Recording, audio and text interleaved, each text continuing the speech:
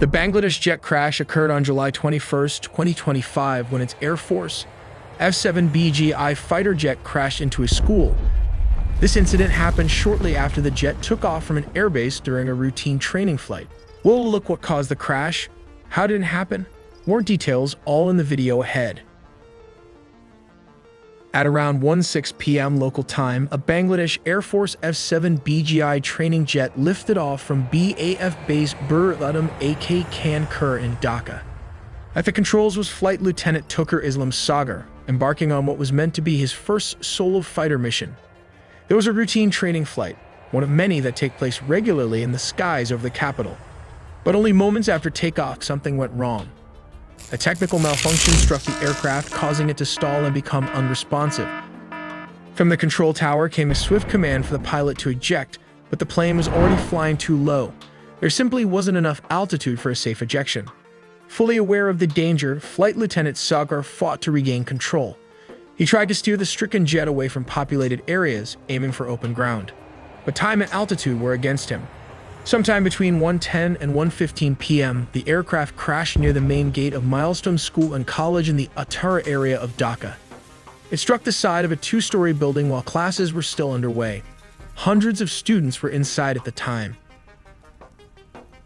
The aircraft struck the side of the structure, tearing through iron railings and creating a massive breach in the wall.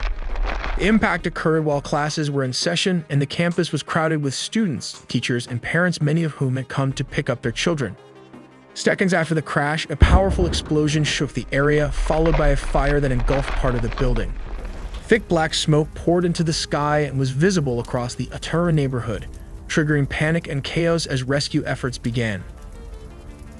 At least 27 people lost their lives, including the pilot and many schoolchildren between 8 and 14 years old. And more than 170 people were injured, many of them in critical conditions. Let's take a quick look at the F-7, which is a Chinese-built multi-role fighter aircraft developed by Chengdu Aircraft Corporation. It is an advanced variant and export version of the Chengdu J-7, itself a derivative of the legendary Soviet MiG-21. The F-7 is designed to offer upgraded avionics, improved pilot interfaces, and superior weapons capability, targeting air forces in need of cost-effective yet capable fighter solutions. Let's look at some of the causes that resulted in this technical error. With time, even modernized fighter jets begin to show signs of fatigue. After over a decade of high-performance operations, materials start to wear down. Structural stress accumulates in key areas like the engines, control surfaces, and hydraulic systems. This kind of fatigue can lead to critical mechanical failures, especially in fast, high-altitude flight. Another growing issue is the availability of spare parts. Since production of the J7 or F7 series ended in 2013, sourcing new, high-quality components has become increasingly difficult.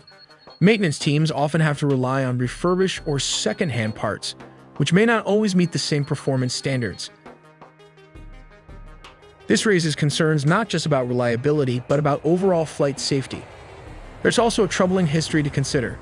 The Bangladesh Air Force has experienced several accidents involving F-7 variants over the years. Investigations into past incidents have frequently pointed to mechanical issues as the underlying cause. In both the 2018 and 2025 crashes, the aircraft involved had similar service lifespans, suggesting that aging airframes may be contributing to the pattern. While the F-7 remains a symbol of a long-serving fleet, the risks associated with older military aircraft are becoming harder to ignore. But crashes also affects many of our fighter jets, planes, and helicopters just over the past several months. At Naval Air Station North Island, key hub for military aircraft, you'll find the San Diego International Airport just north of the base. Nearby is runway 29, a critical strip often used by military jets. Here's what happened. Around 10:15 a.m., a U.S. Navy EA-18G Growler from Electronic Attack Squadron V-8Q-135 was in flight when it developed a mechanical glitch, likely exacerbated by weather conditions at the time. Light rain and fog had reduced visibility to just 4 to 8 miles, complicating the situation. When a critical error message lit up the cockpit, the jet's warning systems activated instantly. The two crew members made a split-second decision to eject, escaping the aircraft moments before it plummeted nose-first at a 60-degree angle into San Diego Bay. The plane crashed with its landing gear still deployed, sending a massive plume of water erupting into the air. What's chilling about this incident? The jet went down mere miles from densely populated neighborhoods and the naval base Coronado Airport. Had the pilots ejected even a few seconds later, or had the jet's trajectory shifted slightly, this could have been a catastrophe on the ground. A quick note regarding the confusions and the primary difference between these two aircrafts. The EA-18 Growler is specifically designed for electronic warfare, while the FA-18 Super Hornet is a multi-role fighter aircraft designed for both air combat and strike missions. Interestingly, in the past 2 months, there have been multiple major plane crashes. On January 28, 2025, an $85 million F-35 jet crashed in Alaska. The following day, on January 29, an American Airlines plane collided with a Black Hawk helicopter. Then, on January 31, 2025, a medical plane went down for unknown reasons. In addition to these recent incidents, South Korea experienced a plane crash on December 29, 2024, when an aircraft struck an antenna. Just days earlier, on December 25, 2024, an Azerbaijani plane was hit by a Russian Panzer missile. And finally, on the 13th of February 2025, we have this most reliable Navy jet crashing into the sea. For the third time in less than a year, a U.S. Air Force F-35 Lightning II, a stealth fighter with a staggering $82 million price tag, has crashed. The latest incident occurred on Tuesday, the 28th, 2025 at 12:49 p.m. during a training exercise at Alaska's Eielson Air Force Base. The pilot managed to eject safely, but the jet was completely destroyed with its wreckage left burning inside the base's perimeter. This isn't just a string of bad luck, it's starting to look like a pattern. Back in May 2024, an F-35 crashed in New Mexico after a refueling stop, leaving the pilot seriously injured. Before that, in September 2023, a Marine Corps F-35B went down in South Carolina after the pilot ejected mid-flight due to a malfunction. The jet, shockingly, continued flying unmanned for 11 minutes before crashing into a field. Now, in January 2025, the Alaska crash adds another chapter to this growing list of mishaps, sparking even louder concerns about the jet's safety. American Airlines Flight 5342, which we'll refer to as the landing flight, was on its final approach to runway 33.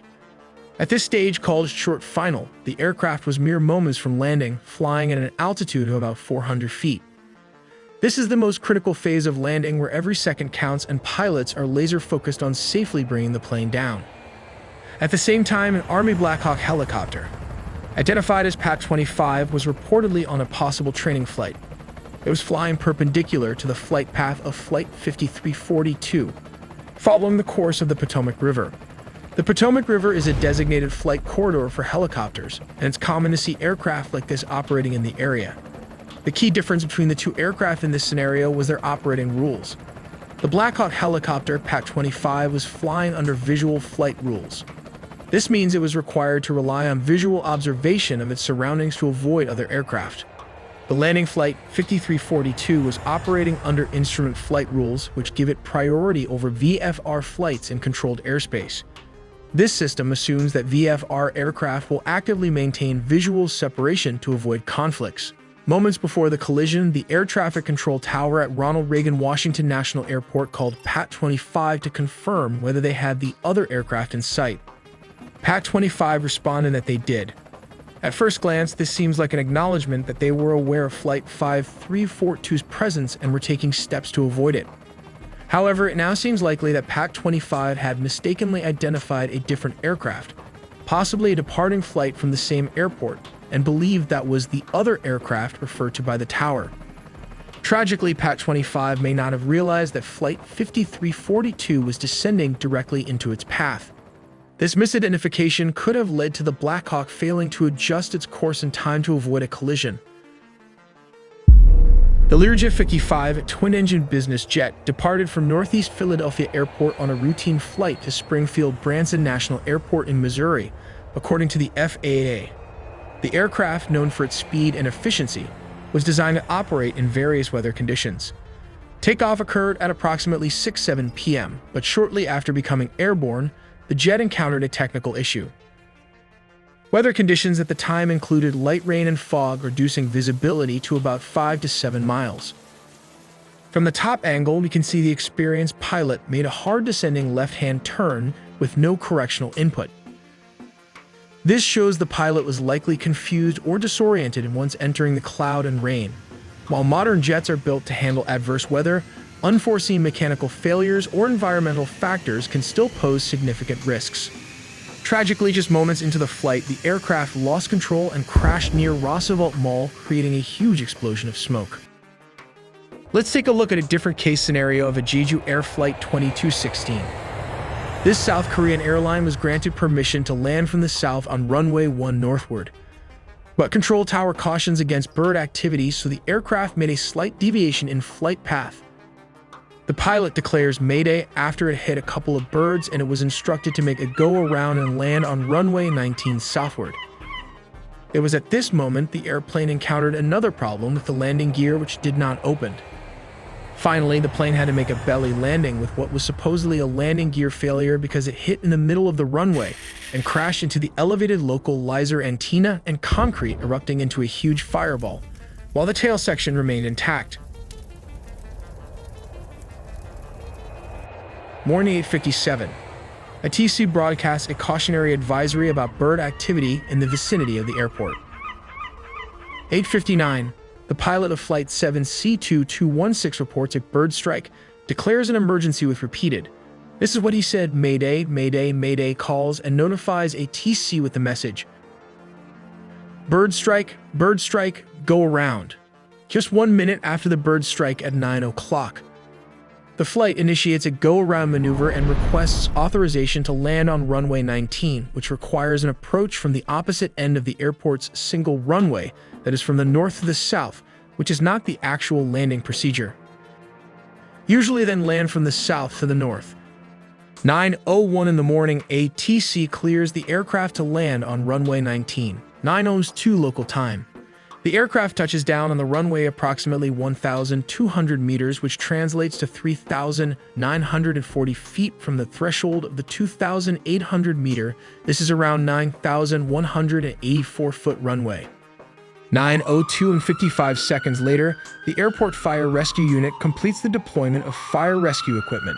9:03 Flight 7 C2216 overshoots the runway and crashes into a hill-like structure beyond the runway's end, which later on we came to know that it hit the localizer antenna and its adjacent concrete embankment. And finally, we have a missile attack plane crash. At 10:43 a.m. Kazakh time, which is Russia's Rostov Air Traffic Control Center, received a signal indicating that the crew had decided to divert the flight to Akta due to adverse weather conditions in Baku and Makhachkala, a city in Russia's Dagestan region. At 10:53 a.m., the Rostov flight director informed Akto's flight manager that an oxygen tank in the passenger cabin had exploded. This explosion reportedly caused passengers to lose consciousness, prompting the crew to request immediate medical assistance upon landing. Emergency teams were swiftly mobilized at Akta Airport in preparation for the aircraft's arrival. At 11:02 a.m., the pilots made contact with Akta Airport's air traffic control tower. Despite their efforts, the crew faced significant challenges during their descent. They attempted to land twice but were unable to maintain altitude or stabilize the aircraft. Tragically, at 11:28 a.m., contact with the crew was lost, and moments later, the plane crashed to the ground. This means the plane was hit between 10:30 to 10:53 a.m. Kazakh time by the Russian anti-air defense system. In this scenario, the plane is flying at a significantly higher altitude, rendering the cannons ineffective. Consequently, the system opts to deploy a missile as the optimal weapon for engagement. The missile is launched vertically from its sealed canister. It uses its advanced onboard guidance system to navigate with precision towards the designated target. As the missile approaches, its onboard sensors continue to track the civilian aircraft, which in this case is tragically identified as an Azerbaijani civilian aircraft. The missile carries a 25-kilogram high-explosive warhead. Upon reaching the target, the warhead detonates, releasing an intense explosion. The explosion occurs near the side of the aircraft, causing catastrophic damage to its tail section. The resultant shrapnel penetrates the fuselage, inflicting severe internal structural damage. This devastating impact destabilizes the aircraft, leading to an uncontrollable descent. The severely damaged plane crashes near Akta Airport, resulting in a tragic loss of life and a devastating outcome for all those on board. We make original videos from scratch, so please do subscribe and hit the notification bell for more videos.